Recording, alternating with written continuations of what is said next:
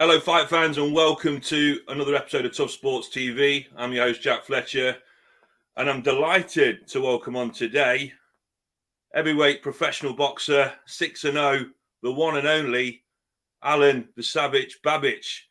Alen, thanks for coming on. Thank you, brother. Thank you, brother. It's been a pleasure to talk to you. I always like to do this stuff and love all of you UK fans. The greatest.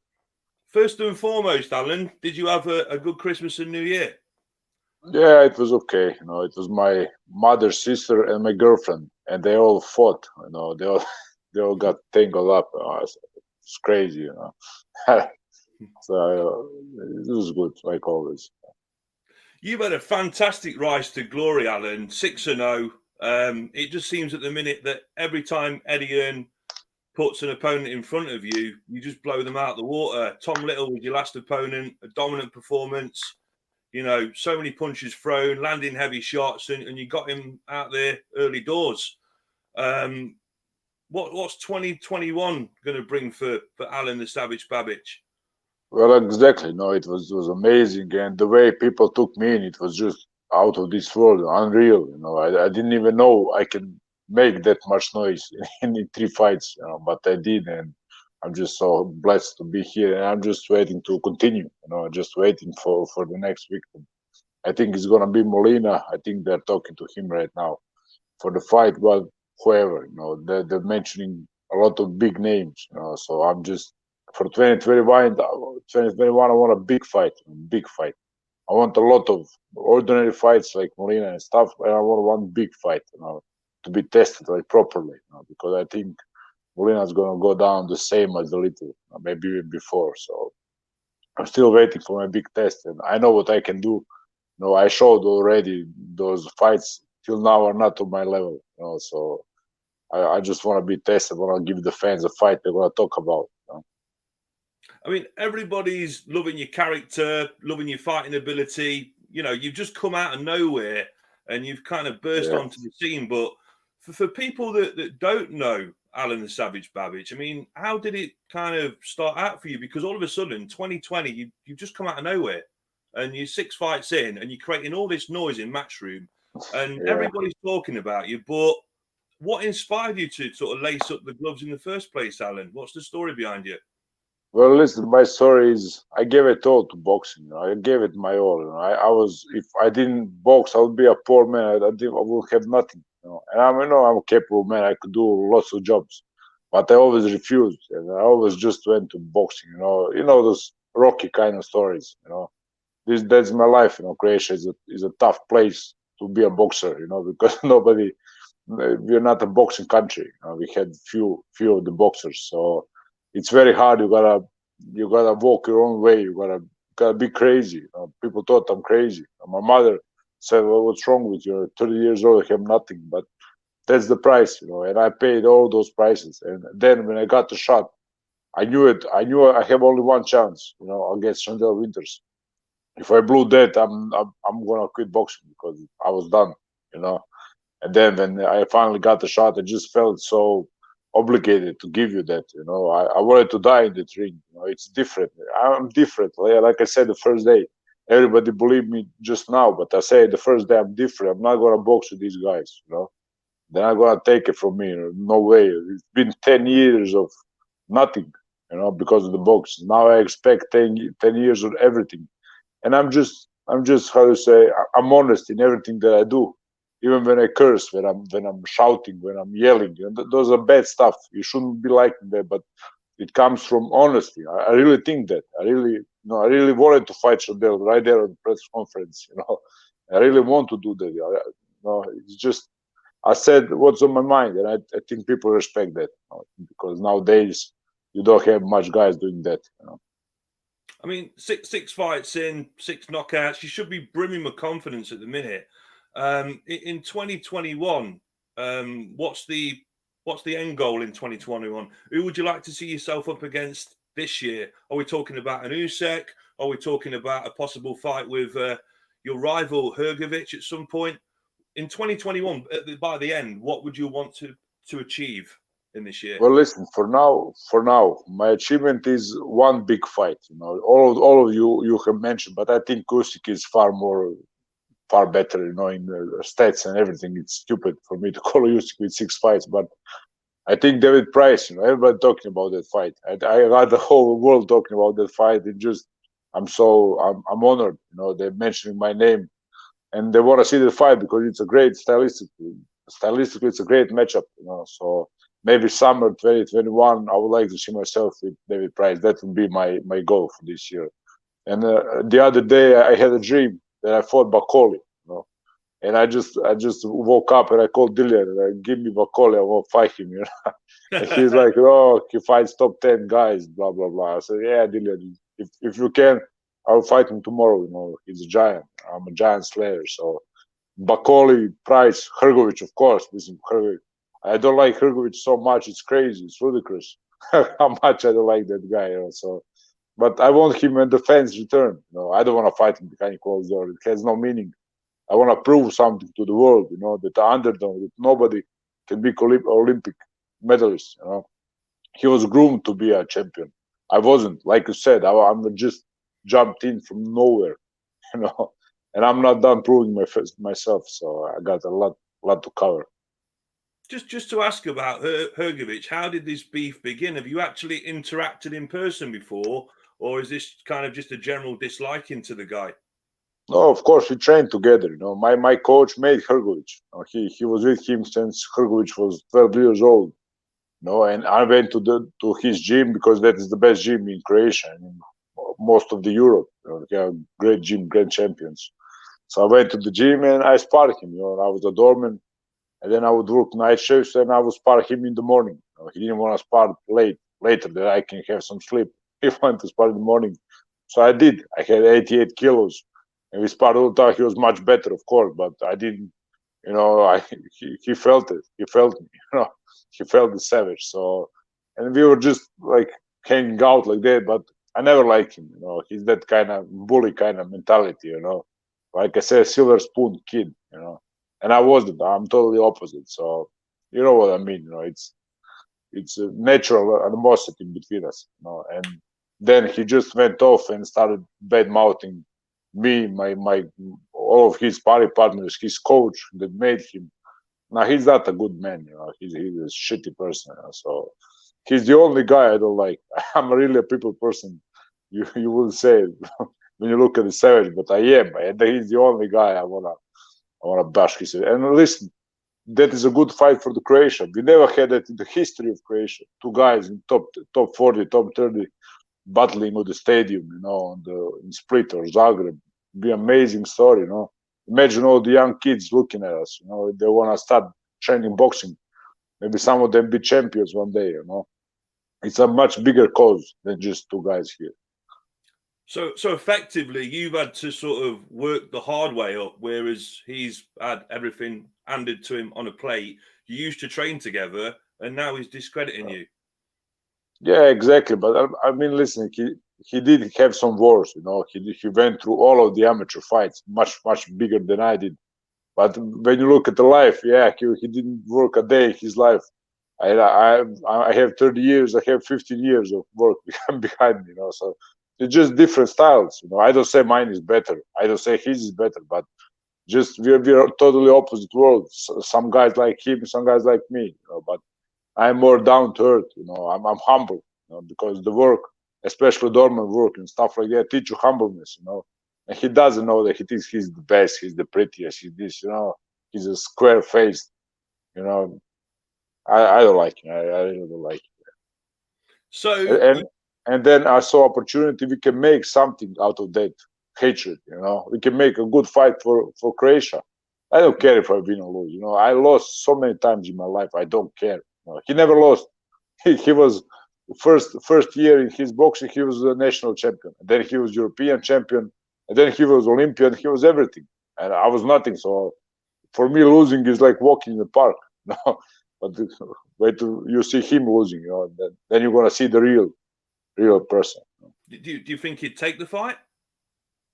Well, he's been avoiding me all the time, and that's a shit move because, like I said, this is fight for Croatia. how stupid must you be to think about yourself, you know? But of course, on the other hand, he has much to lose because I'm just a doorman, like he said. I'm just a doorman, you know, and he's this big tough shot, you know. And I'm like 10 places behind him, but I live the humble life, you know. And he wants to show himself like a big tough shot, driving expensive cars and stuff. That's not reality, you know. He lives in a dream, and I'm the real deal. So people can see me and can say, "Oh, this guy is fake." You can't have all of that. You know? Moving on to a potential future opponent, David Price. I think it's fair to say if you fought David Price and hypothetically you got a victory against David Price, that would open some huge doors for you and give you some massive opportunities. David Price, Yeah, tall guy, rangy fighter. I mean, what tactics would you implement to fight David? Because I'm pretty sure that you wouldn't be able to just steam straight in, or would that be the case again for yourself? yeah, I know it will be, but this my steaming in has a lot of technical stuff in it. You saw it if you're a boxer, you know. I don't do stuff.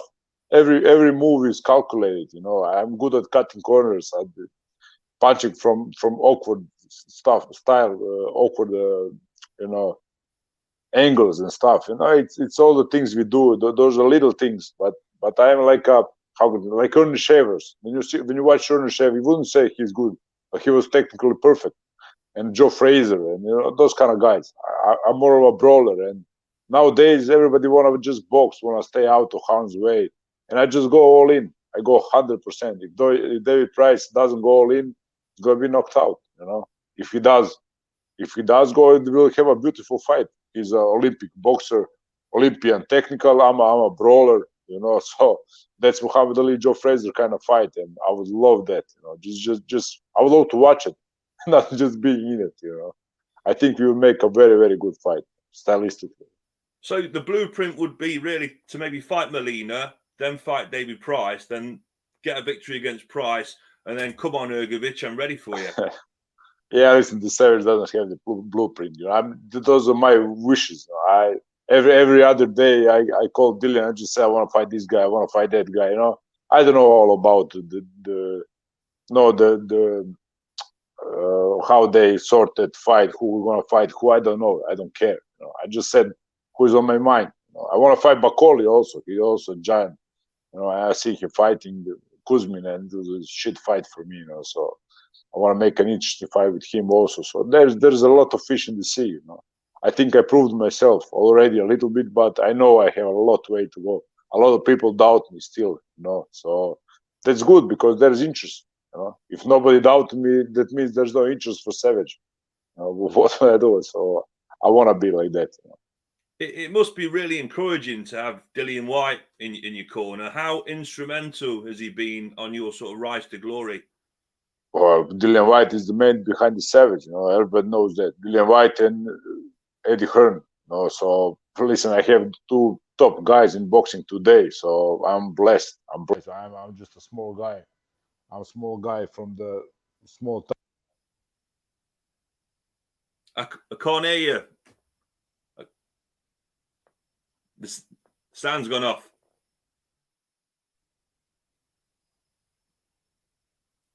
No sound.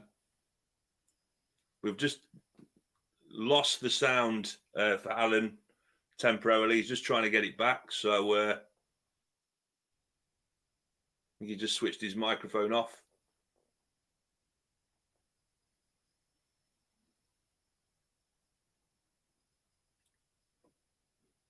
Still trying to get the sound back on again.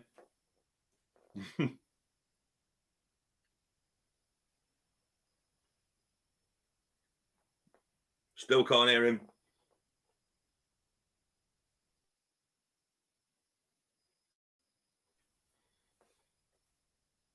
Hello?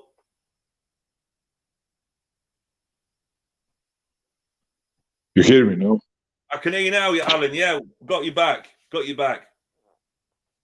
Yeah. I lost my headphones, but it's okay. No worries at all. We were talking. What were we speaking about? We were talking about the future, fighting David Price, and just carry on where you left off. The brave price where we left off. Yeah, I just want that fight, like I said, because I want him. He's a long Olympian guy, rangy, and I think it will be Muhammad Ali Fraser kind of fight, and that's it. Styles makes fights, and I think we have the perfect styles to match. Just you hit 30 years of age, you're straight onto the big scene. You're knocking people out for fun. Just tell me about how the moment your life changed, Alan. What happened on that day where you found out that you were going to be fighting on a big show? Tell me about the story regarding that. Yeah, it was. Listen, I was prepared for it. I waited 10 years for this. So I can't say now. I do a lot of these interviews. I do a lot of media coverage in Croatia. Because in Croatia overnight I became a sensation. Everybody wanted me to fight Hrgovic. So I became a sensation, and I was ready for all of that. And I just took it like it's normal day. I just do my stuff. I do two training sessions a day.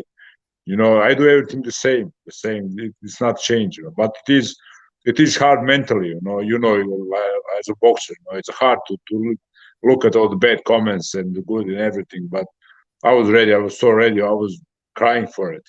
So when it came, I'm just being happy. Just living the dream, literally.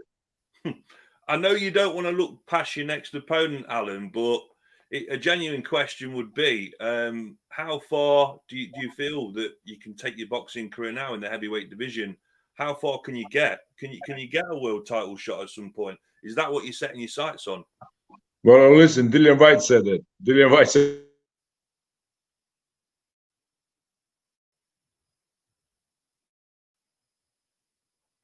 that. So of course I can. And he's good now. Yeah, of course I can, because I wouldn't be doing all of this if I didn't thought that. I don't want to be second or third. I want to be the best there ever was. I want to make something different. I don't want to just be champion and just be called, oh, he has the belt. I don't care about the belts. I want to be people champ. I want everybody to tune in to watch my fights. To make big fights in Croatia, on the stadium and stuff like that. I live for that. And you must be ecstatic of how you've been received from the British fans, because they love you. Yeah, thank you, brother. That was it. Was listen, like I said, Croatia is pretty hard on its men. So when I came to UK, I was shocked. I didn't hear one bad comment. Even the critics are respectful. You know much more about boxing and England, UK in general is much more fan based. You got real fans. They want me to punch them in the face and stuff. Those are fans, hardcore.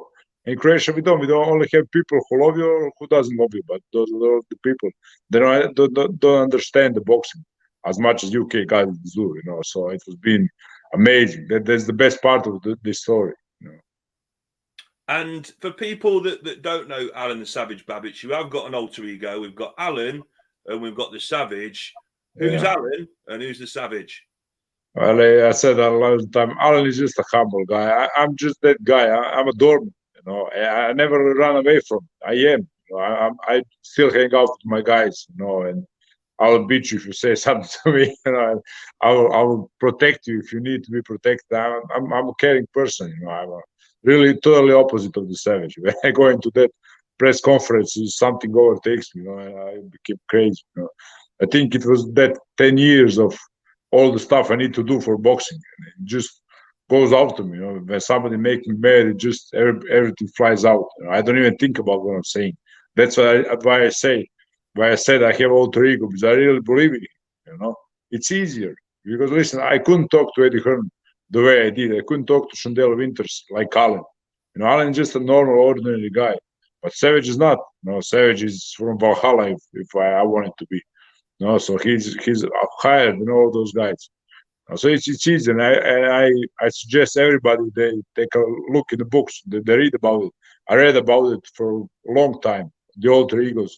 All of the famous person have alter egos. People don't even know that. But I don't know, Brad Pitt, Tom Cruise. I don't know, all those guys. They all have something, because you gotta have a backup plan. When something goes wrong, I just go, oh, it was the Savage. It wasn't me. I'm good. I'm good. When I cursed and stuff, it wasn't me. I'm a good guy.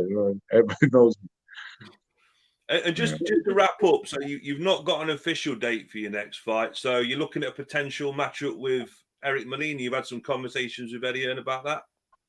Yeah, I think he's my next fight, and I think we're doing March, like beginning of March. They told me. I said I wanna go earlier, but they said they have a lot of guys waiting for their line. So you can't be just fighting Savage all the camps. But listen, I said, yeah, I know that. But if somebody gets injured, I mean, don't even ask. I'm ready all the time. So as soon as somebody gets pulled out of the heavyweight fight, I mean, I don't care who it is. I don't care. But I think Molina is going to be in my next fight on the beginning of March. And then I would like a big fight. That'd be my 8th fight. I would like a big fight. Maybe David Price, maybe somebody higher ranked. And looking at Eric Molina's skills and attributes, I mean, how do you think the fight's going to play out? Have you got a fight prediction on that?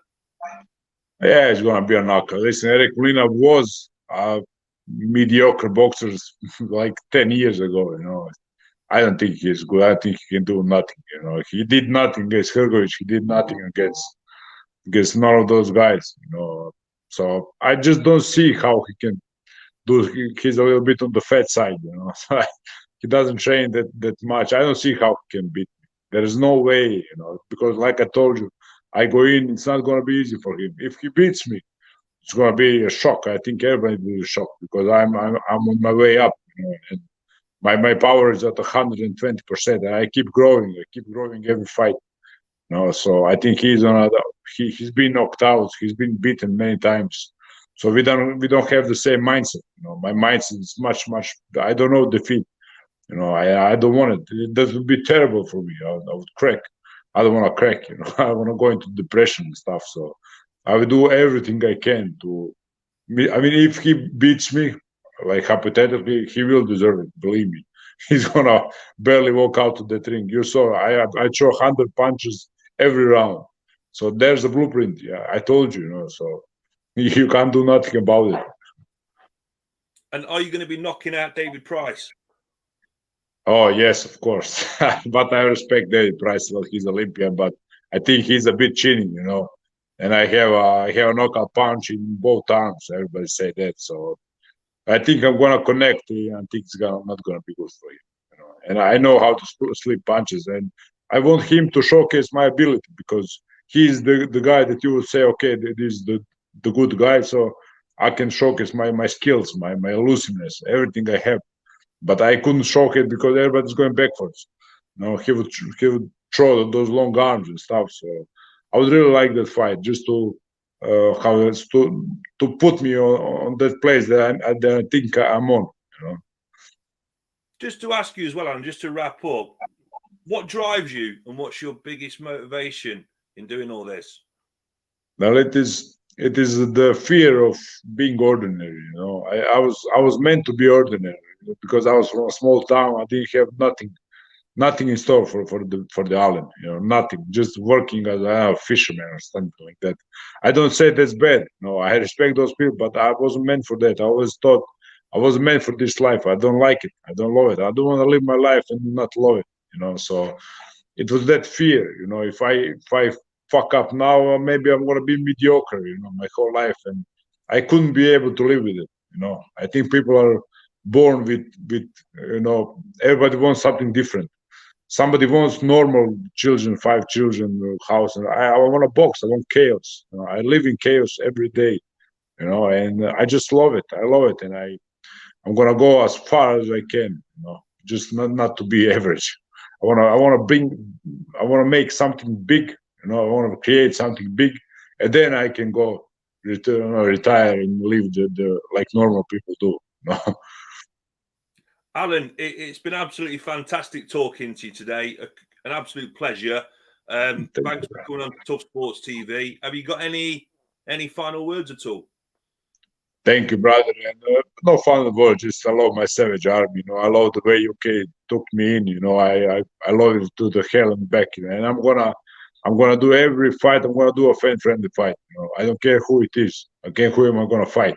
So just I'm gonna do it all for you. And I want fans to choose my fight. So just feel free to write to me and write on Twitter and stuff, and let's make those fights happen. That's it. Love you, my Savage Army.